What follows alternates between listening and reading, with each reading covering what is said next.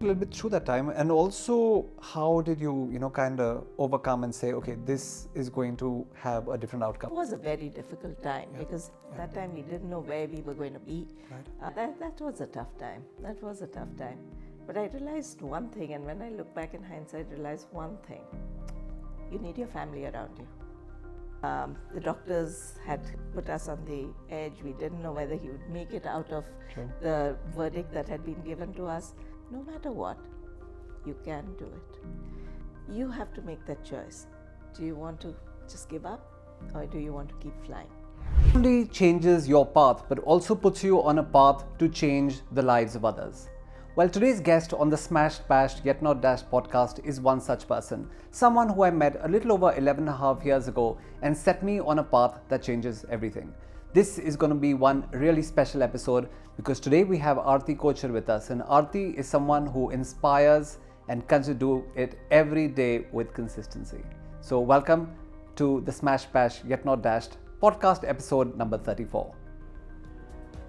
Have you ever been knocked down and found it hard to get up? Have you ever been knocked down and bounced back to come back even stronger? Hi, I'm Gaurav Bhagat and you can call me GB, and welcome to the Smashed, Bashed, Yet Not Dashed podcast, a fortnightly podcast where I speak about persistence, perseverance and overcoming the odds to come out ahead.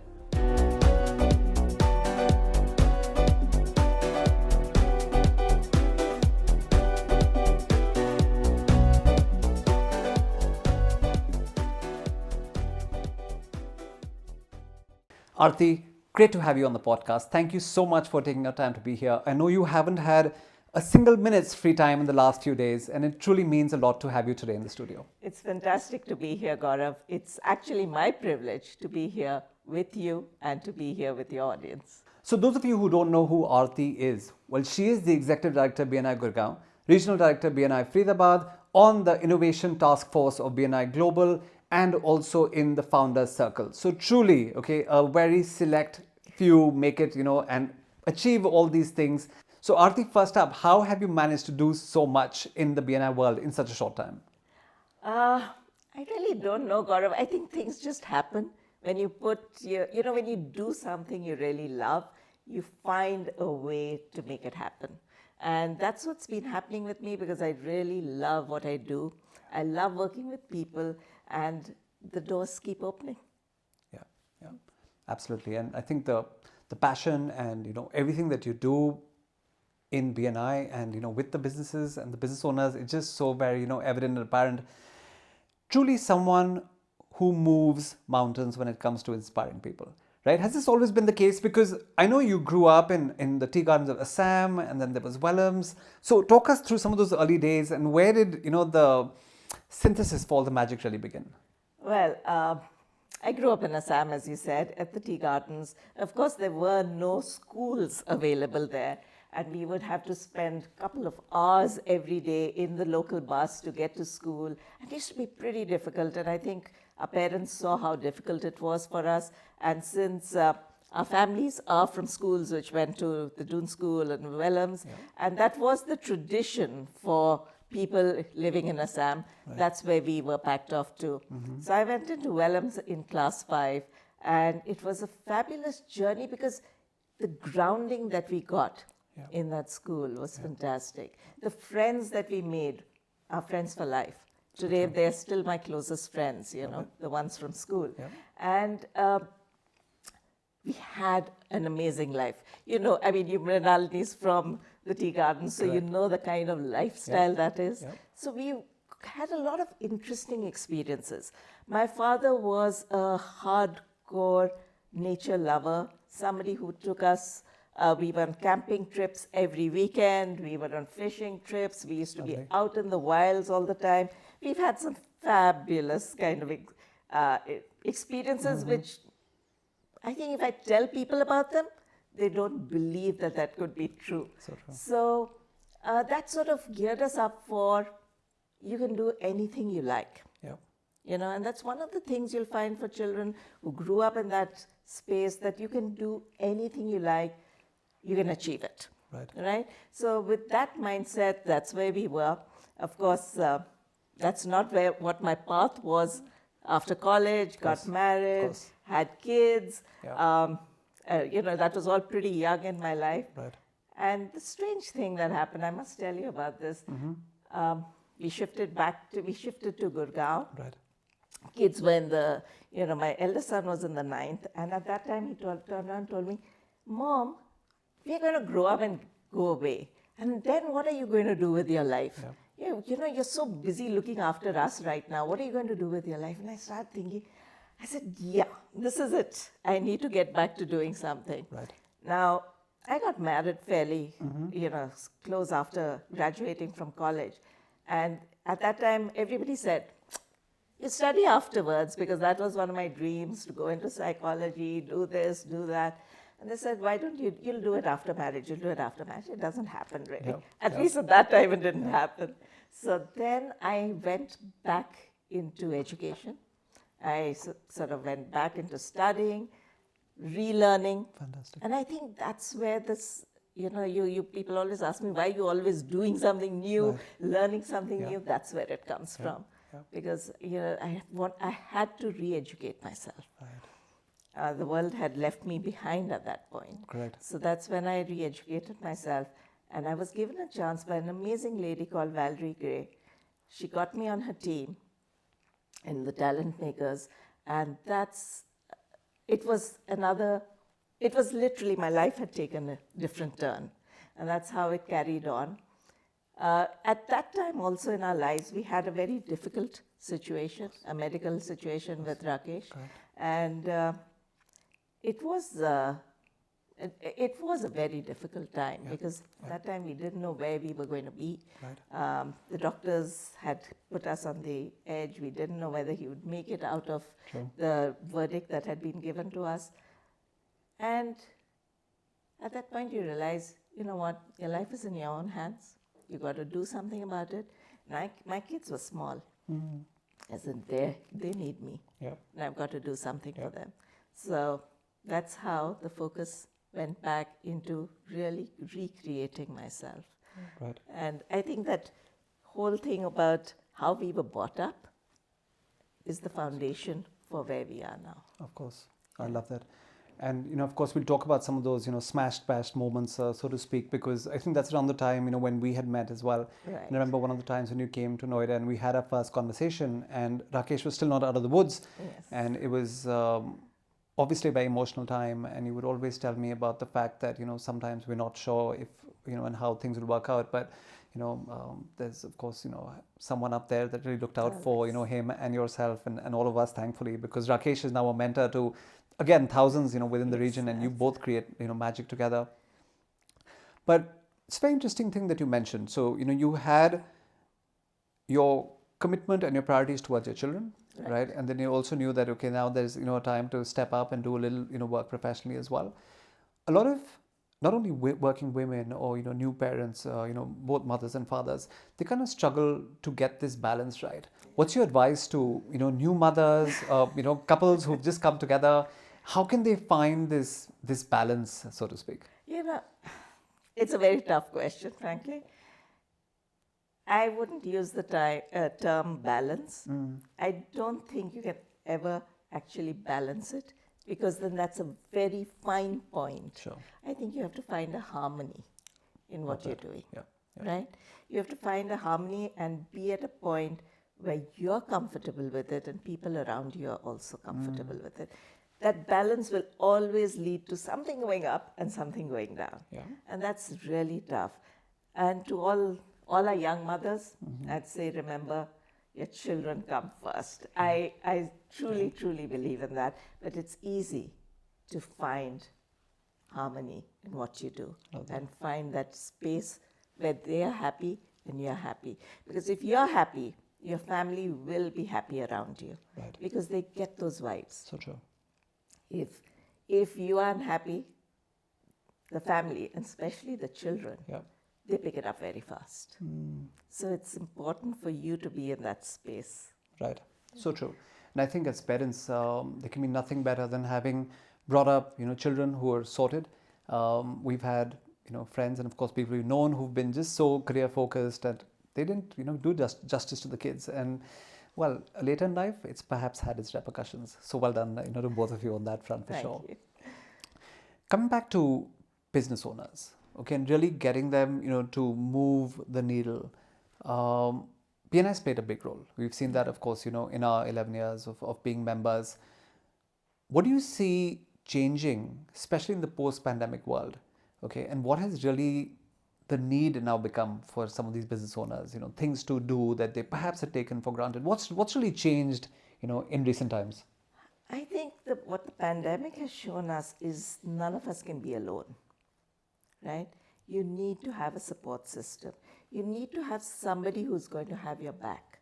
Yeah. And this kind of network, or any network that you have, can actually be your safety net. And when it's a safety net for you, no matter how difficult the time is, there's somebody with you. Who's got your back? Right? Yeah. And I think it's really important for everybody to have some network, whether it's business, whether it's family, whether it's friends, alumni, whatever network it may be. Yeah. Keep in touch with them, stay connected, because in this world, it's that network which is going to make a difference. Yeah, and we've seen, such amazing stories, even over the course of the last few years. Any that have really stood out for you where you were like, wow, I could never have imagined all those years ago that something like this, would ever happen? Well, you remember what happened during the second wave and how important our little warrior team, as we call them, the COVID warrior team, how important they were and how many people we helped, right? And it was not just members. Right. They were coming up for everyone. It was anybody, whoever reached out for help was given help, right? You all know how much it took. There was, all that oxygen coming in, people going crazy, running around at night, making sure that somebody got into the hospital that they needed to. Oxygen cylinders were provided to people's homes, whatever it might be. And they knew that when they put that call out for help, somebody would respond. And I think that is so, so important to know, that when you put that call out, somebody's there for you. And we've recently had so many of such cases, whether it's immediate family, whether it's a member, whether it's their friends, we are still helping people whenever we can and however we can. Right. And of course, beyond that, I think our members have reached that point because they are in that mindset of giving back. Right. They're also giving back to society in a lot of ways, whether it's going to old age homes, whether it's going to children's homes, wherever it may be, we're giving back. Yeah, so true. And I think it's true when they say, okay, people might come for the business, but then they stay on for the impact, they stay on for legacy, they stay on for relationships. I mean, everyone has a different reason why they actually stay on. And business, while initially it might be up there, I think eventually it starts coming down. And for viewers and listeners, to set the context, when I visited BNI for the first time, it was July 2011. It was a small coffee shop at the back of 32nd Milestone, the old 32nd Milestone. And there were 5 or 6 people in the room. Arti was one of them. And, we're sitting in a small coffee shop, breakfast table. And Arti was talking about how the fact one day we will have 50 people, doing lakhs and lakhs of business. And the first thing I look at is my glass of water. And I picked that up and I take a sniff. I said, is this vodka, gin, or is it water? Right? And then I take a sip and I said, wow, it's water. So no one here is obviously on any banned substance or, any of that. And lo and behold, today, fast forward, 11, 12 years, 1,200, members in Gurgaon, heading towards 1,400 odd. We're also looking at Faridabad coming up. I mean, BNI is now an institution. Did you ever think way back then that any of this would happen? Frankly, no, I didn't. I would have loved it to happen, but would probably at that point it would have been a pipe dream. Yeah. But as we, just like everything, it starts small and then the momentum builds up. And when we actually became members, if you remember, we were 1,500 members in all of India. Correct. Right? Correct. Today there are 47,000 members in India. Yeah. Look at that growth. Crazy. And look at the kind of business that's being done. I think what really works for BNI is the fact that we all feel very good when we can help somebody. Right. And that's, I think, part of human nature. Yeah. And initially, we all joined for business. We all joined for our business. Yeah. And then we realized that joy didn't come from our business. It actually came when we gave it to somebody else, Right. when we helped somebody else. So I think that is the philosophy which drives BNI, give us gain, right? And that's what's really working for all of us. So true, so true. Couldn't agree more. What was the turning point for you where you said, okay, now this is like, the tipping point, where you said, okay, from now on, it's up and away? Because there were challenges earlier on, at a chapter level, at a regional level. But what was that tipping point where you said, okay, now we're on our way? I think when we cross the 500 member mark, because that's when you suddenly realize the power that's there in the room. Right. Right? And you realize how wide a network we already are. And then it just grows. It's exponential. It just keeps growing. People help each other. They see each other. They take it forward. They talk about it. Somebody helps somebody. And even whether they're in the system or not, it's become a part of the way we all live now. So true. So true. Yeah, yeah. Now, phenomenal organization. And if you're, of course, looking to visit, hit either of us up. We'd love to have you come, visit our chapters. But for a second, let's move away from BNI and let's talk about, learning and development. And you're someone who is so passionate about learning. I want to hear about some of your, mentors and some of the people who you really look up to in this space and why. So I love to read. That's been one of the things which has always driven me.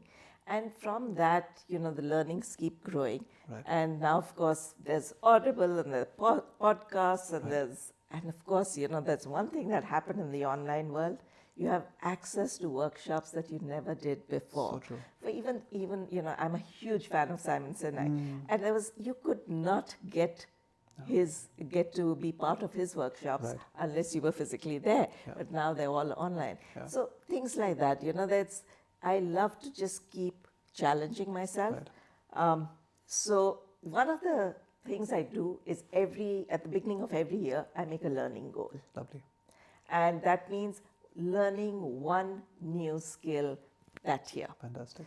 And so then I sign up for those and I make sure that they're done. Right. And I used, if I may say so, I used the pandemic very well at that time to do a lot of learning. Yeah. And it does make a huge difference to, I think, our own mindsets. So true. And, being in that space of learning always opens you up. Right, right. So what's the 2023 learning goal looking like? Who are you looking to be following or getting trained in? I'll give you that answer after 2 weeks. Yeah. We still have some time to plan that out. Yeah, so true. And I think that's one place where entrepreneurs just fail to plan, and that's on the learning space. And it's also something that's taken for granted by too many. And I think one of the things that really changed for me when I came into the inner circle or the proximity to Rakesh and yourself is that I just saw the difference it was making to your lives and how much you would be a proponent of doing some of these things. So I think that truly is, I think, one piece of advice to everyone who's listening in, that you have to schedule in money, time, and inclination towards learning. You have to take that time out. It's not something that's just going to happen. It's something that needs a little bit of focused effort. So when you're planning out your 2023 or 2024, whichever year it is, whenever you listen to this one, just know that when you do your planning of your goals, schedule in some time for learning. I think you'll do well then. That was a big insight. Yeah, absolutely. So coming back to the world of training and coaching and mentoring, because of course you've been a part of the industry as well. Do you think we're ever going back to the way things were before the pandemic, or is it always now going to be like this hybrid system where you don't really have to show up in person and online will always play a role? Where do you see the line the line being drawn between what it was and where it's headed now? Nothing can actually take the space of the in-person, face-to-face connection that we have. Right. I think as as the human race, as who we are, we need that connection. That's absolutely critical. But on the other hand, the space now has widened, right? And it allows us to maybe even connect with people which we could not do so earlier, Of course. right? We were sort of more in a bubble earlier. Yeah. Suddenly, the world is available for us. And I think, we need to actually find a way to use both Right. to our advantage. Yeah. But nothing can actually take the place of that Right. actual physical, connection that people can have, and being there face to face with each other. Nothing can do that. Right. But yet, I will not say that the online doesn't work. I think the online has some amazing stuff available for us. Of course. Yeah. And you see technology involving like the metaverse and Oculus headsets, and everyone having an experience where they're actually they're online on a Oculus headset in the metaverse, but it almost looks like it there. Do you think that's a possibility in the future? Oh yes, Yeah. it is definitely a possibility in the Right. future. Right. But given a personal choice, I'm still old-fashioned. I'm still from the old school. I'd say let's stick to being there in person. So that's always there. Correct. Yeah. Correct. I want to talk about another thing that you're very proficient in. In fact, you were probably one of the first, and which is why again I followed you into that space, and that's the world of DISC assessments. So, as psychometric assessments, really one of those stand out. And I mean, I've always been a sales guy and a sales coach and trainer. But when DISC and sales were married together, it just took everything to the next level. Talk us through DISC and what attracted you to DISC in the first place. All right. So, I did my psychometric assessments is something which is part of what I used to do. Right. The work, the behavioral organizational consultancy. So, psychometric tools is something we've been used to using for a lot of things. Right. However, I found that we were relating a lot to DISC, and in BNI they would talk about how certain profiles would work better with certain things, and I started hearing a lot about DISC, and every time I'd ask somebody the question, what does it mean? So I took the test, I did all those things, and I tried to assess it for myself, and it was very confusing, and I kept asking people, can somebody help me with this? And then I said, well, why don't I help myself? Yeah. So one of my learning goals Yeah. went in for the DISC assessments. I took the course, went through the whole course, and it was an eye-opener. So true. Because and you've done the DISC, Yep. so you know all about. When I Correct. say it's an eye-opener, when you really see how you can use it, Right. and how it can help you with connecting with people, and how it can help you with understanding them and what they need to be, how they need you to talk to them and what they need to hear. Right. Suddenly things change. Yeah. And I find the DISC as a very powerful tool, especially when you take it along with the actual demonstrable behaviors that you're seeing around you. Right. And it's great for teams. It's great for teams because then you're putting the right kind of people together. So true. So that you have a complete team. Right. You don't have, people, everybody trying to do the same thing. Yeah. And I think in the sales space, DISC is a very, very powerful tool. So I think that's definitely, I would recommend that people take that assessment. I mean, it's actually called an assessment, but it's at your preference, your communication style preference. Right. And that's what can make a huge difference. Once you understand yourself, you actually understand others better. So true, so true. No, I think it's fantastic. And again, like you mentioned, it's an integral part of, even the process when you're consulting with organizations, but you also spoke about teams. And you use it a lot, when it comes to even building your own teams and seeing who kind of fits in there and how they're all going to work together. So I think from that perspective, it's great. Talking about teams, do you think you as an organization at, Be Now Inspired would have achieved even a fraction of what you have if it hadn't been for teams?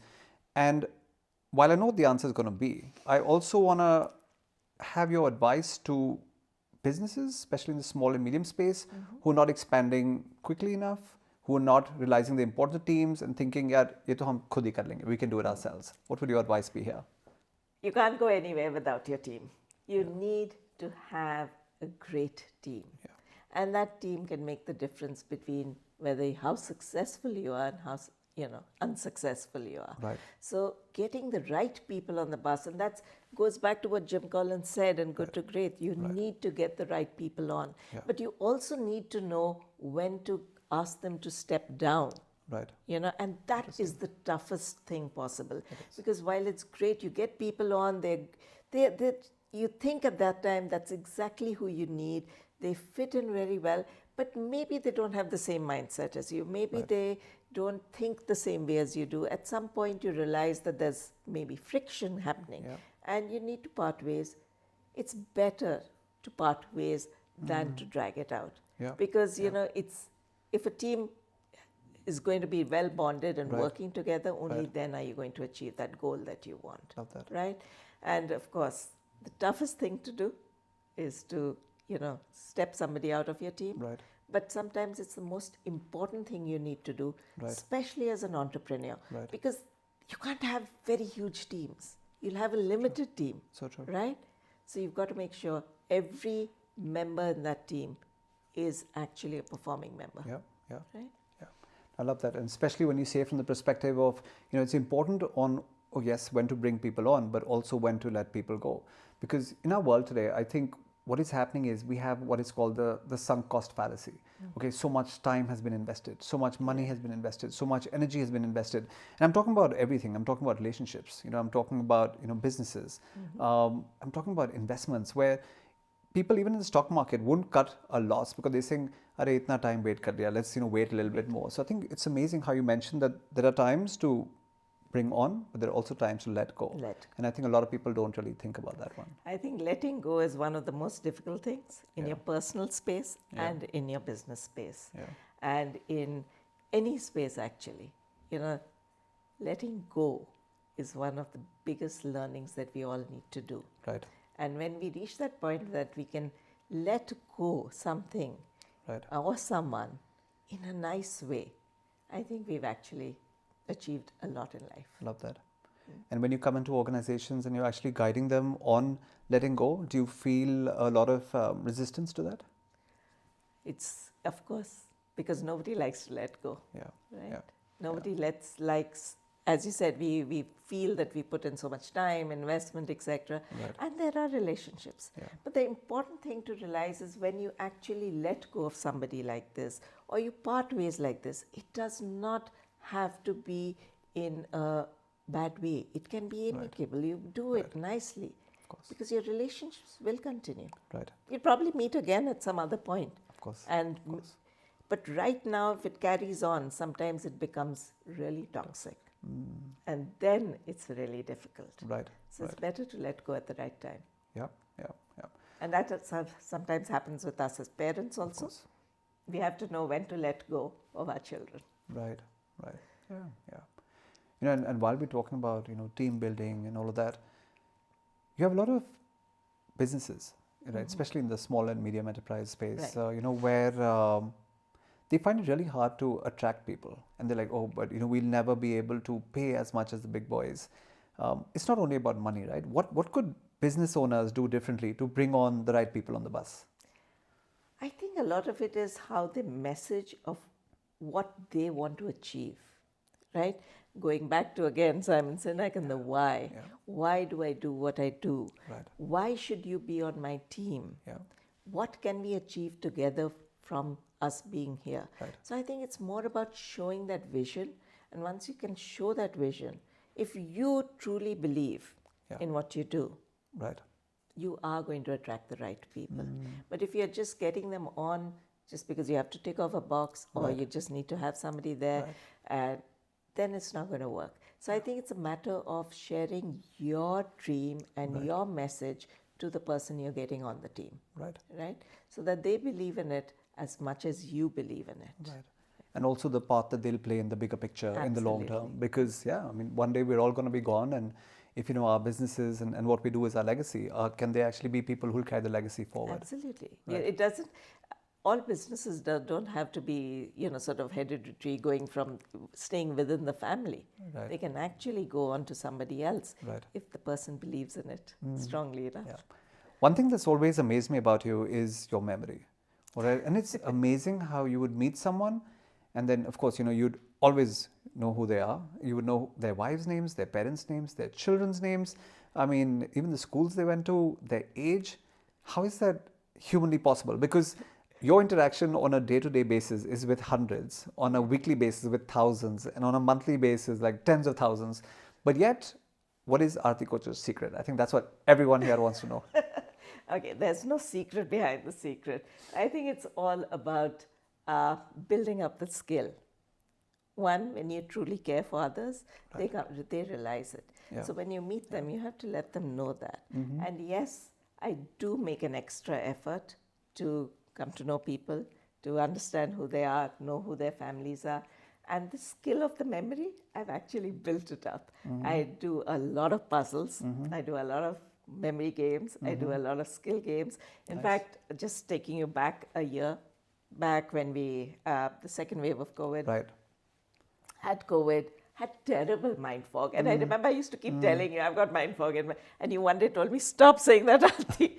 And actually, after that, I said, okay, this is it. I'm not going to let this change who I am. Right. And I went back into, I seriously spent a certain number of hours every day Wow.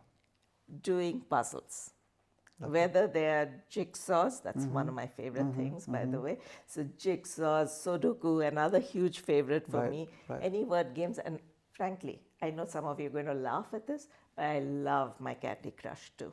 So yeah, so any game which involves you to think, involves you to find patterns, involves you to just keeping your mind fresh. Yeah. Yeah. Do it. Yeah. And that's what's going to make the difference in your memory. Super.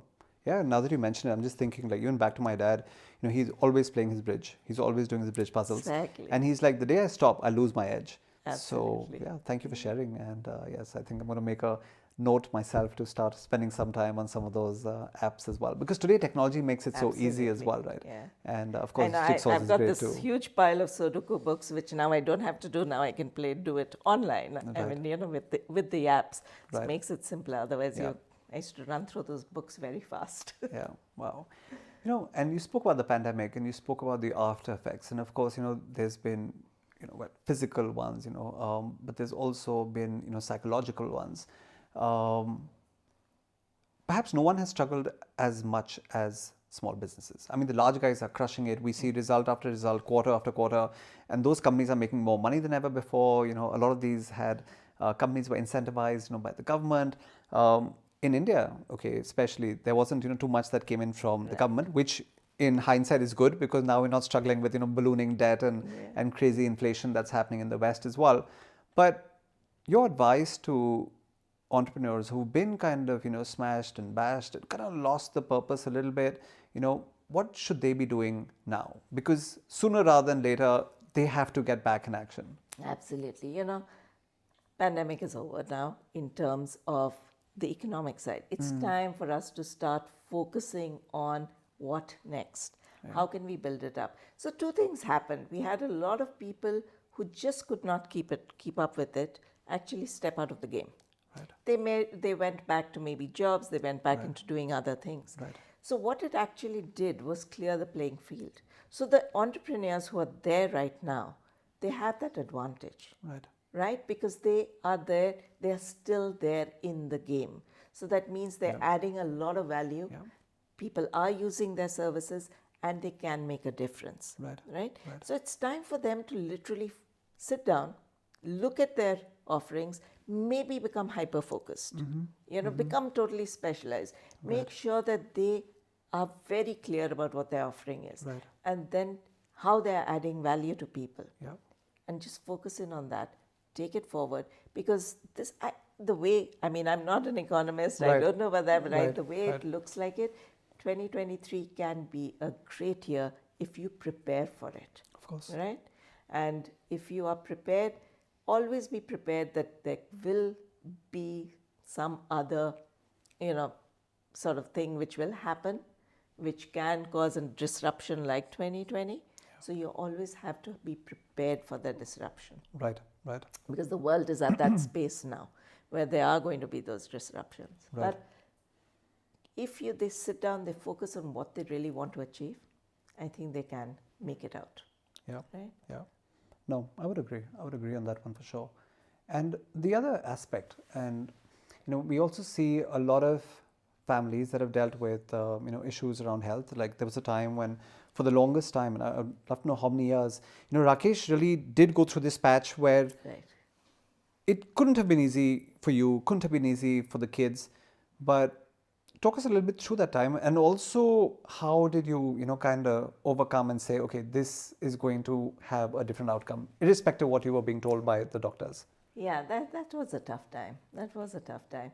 But I realized one thing, and when I look back in hindsight, I realized one thing. You need your family around you. They will be there no matter what. And that's one of the biggest things we had in our favor. We had an amazing family support. And the way everybody rallied around and supported us, it made a huge difference. But there was one more thing, Gaurav. We hesitate to ask for help. Right. And at that point, I didn't hesitate to ask for help. Yeah.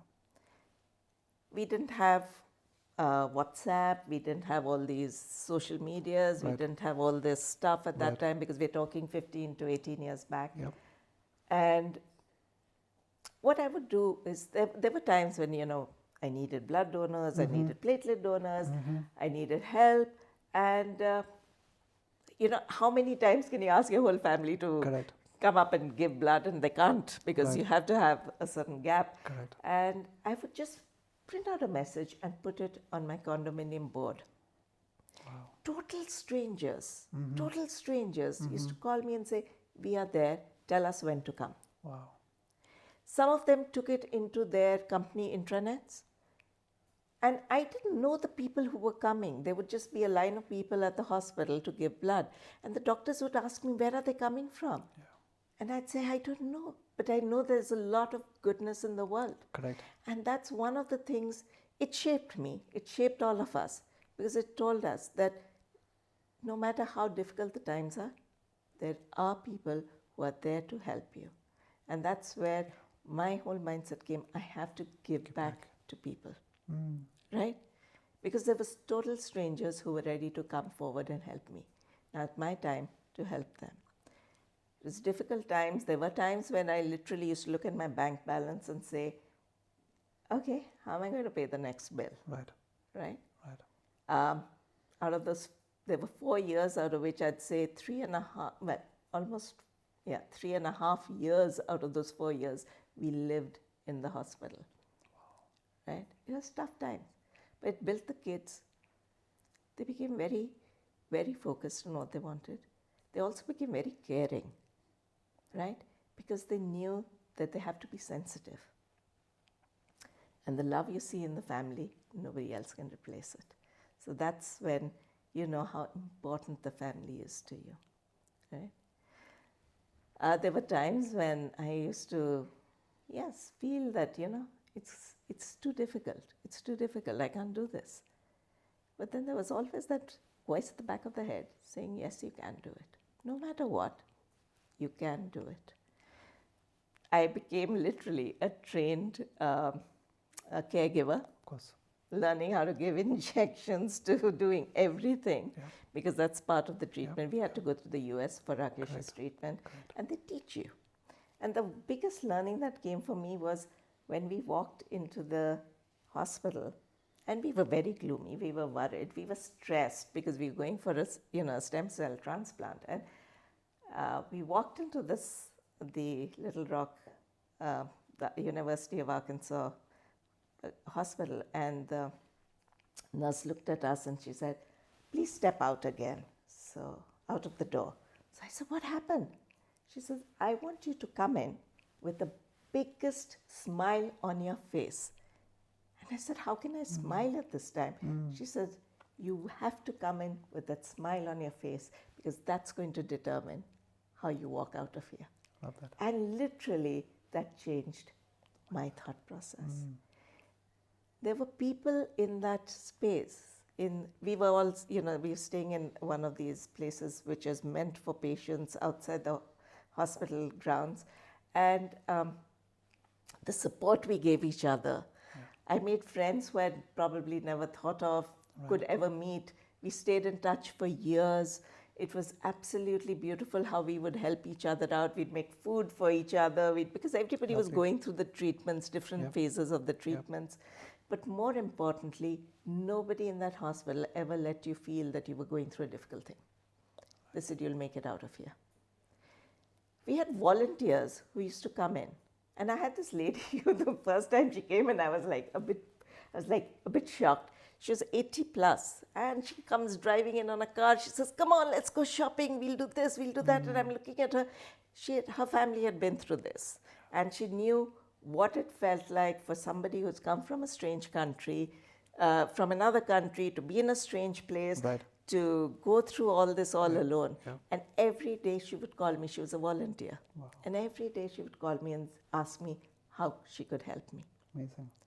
Right? So when we came back to India, and I would have people come up to me with these long faces, like, I'd say, look, life has just started. It's not yet over. Correct. We are going to make our way out of this. Yeah.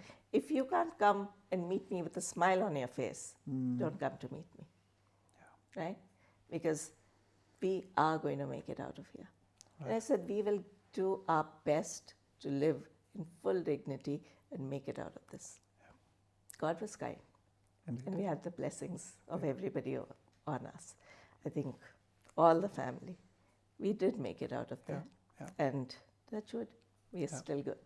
Awesome. Yeah, I'm just hoping it continues in that way, because truly we've had Rakesh on the podcast as well, and he did say, he says, the turning point for me was when Arti walked in one day and said, "You are not giving up, right? We're going to see our kids married. We're going to see, us as grandparents, and we're going to see us going for a long, long time. So I don't know about you, but I'm not giving up, and I hope you aren't as well."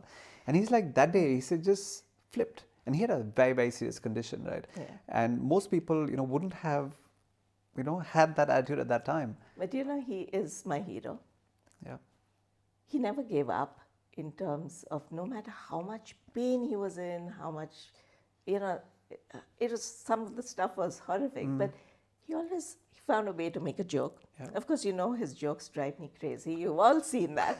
But he would find a way to make a joke. And the doctors would come to our room. No matter how sick he was, they'd come to our room. "We need cheering up, Rakesh. Cheer us up." And I'd say, "You know what? You should be cheering him up." Right. He'd say, "No, he always had that sort of life in him." And he said, "I'm not going to give up."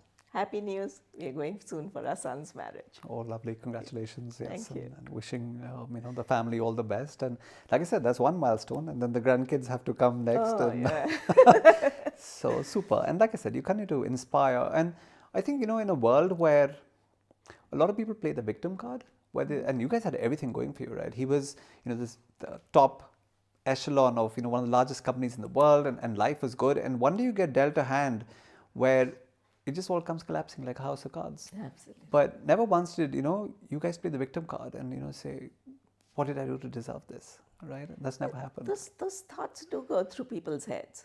But at the end of it, it's in your hands.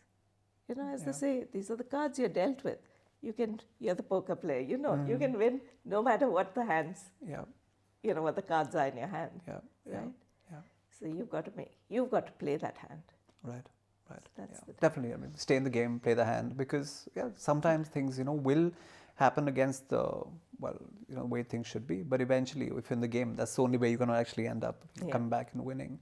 So, concluding few questions. I know we've had like a super 40-45 minutes, and really appreciate you taking out your time here. We have a lot of people right now who just aren't sure on what should be the next step. They're in a place where they've kind of been beaten down on various counts. I'm not saying it's a pandemic or anything. Could be financially, could be otherwise. They're in a space, because a lot of our listeners, are inspired by our guests who've been coming on. Insights have been, great. But in conclusion, what would be your top 3 pieces of advice for people who are just kind of feeling a little lost right now? Okay. So I just say don't give up. Take time to assess what's happening around you. See where you are. But you've got to start actually looking at life with that positive mindset. Yeah. Right? That a positive mindset doesn't mean that you ignore things. It just means that you feel that you can find a way around it. There is always a way around it. You just have to find it. There's a poem which I love. It's by Erin Hansen, and it's very, very simple. It says, the final words of it are, what if I fail.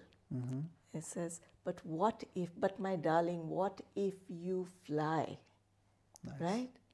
Yeah. So there is always that choice. Yeah. You have to make that choice. Do you want to just give up, or do you want to keep flying? I'm one of those people who believe you have to keep flying. Awesome. Yep. Yep. Lovely. Brilliant. Like I said, I've really enjoyed this conversation, and thank you, for being here. I think the next pod has to be now, since we've had Rakesh and we've had you individually. I think there has to be like a joint one, and that should be an interesting one That would as be well. an interesting one, because you know how we are. We'll probably get onto a fight in the middle of your podcast. I know, that should make some interesting news. So, BNI Gurgaon, let me know, and Faridabad, let me know if you want Arti and Rakesh, together on a panel, and we shall see how that one plays out as well. Arti, thank you so very much. Appreciate you doing this. Thank you so and much, keep Gaurav. inspiring. Truly, I think one of the people who have had the most impact on me in the last 11 years have been Rakesh and yourself, maybe along with Grant Cardone to a little extent. But Thank you for putting me in that space. but it is the truth. And, like I said, when I'd come in, I was always the shy, introverted backbencher. And there's something that I think all of you saw in me and said, okay, time to, push him out of his comfort zone. And I think that changed everything. A lot of it, while it might be somebody's pushing you from the back, unless you want to do it, that can't happen, right? So I would like to congratulate you on all what you have achieved, because you are an inspiration to me for sure. Oh. Because every time I see, oh my God, okay, Gaurav's doing this, wow. So it means that, we are sort of inspiring each other to go to the next step. Yeah. And I think that's one of the powers of being in a group which has that mindset of being able to achieve things. Yeah. And that's what we have here. So true. And that's our network. Yeah. And that's the network which is going to make the difference to all of us. Agree, 100%. Lovely. And on that note, ladies and gentlemen, we end another amazing episode. Thank you so much, Arti. It was an absolute pleasure. Thank you.